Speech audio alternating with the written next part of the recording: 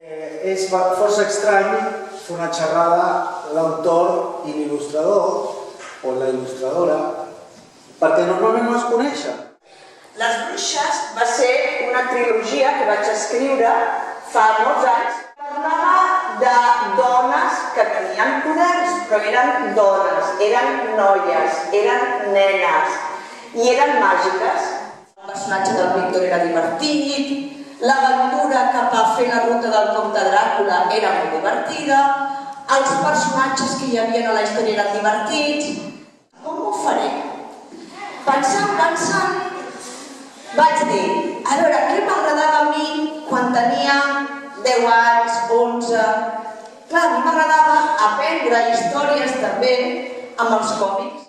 I quan vaig parlar amb l'editora, va dir, no problema, hi ha il·lustradors fantàstics i et presentaré l'Agustín Comoto, que segur que dibuixarà perfectament aquests personatges i que farà uns còmics magnífics del Bram Stoker, del Vlad Tepes, l'Empalador.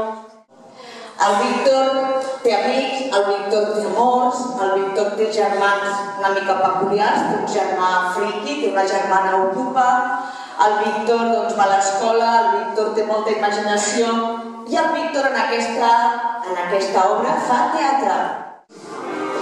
Paula. Molt bé, digues què escriuràs. No soc la bessona del meu germà, no em dic Maria. Dius?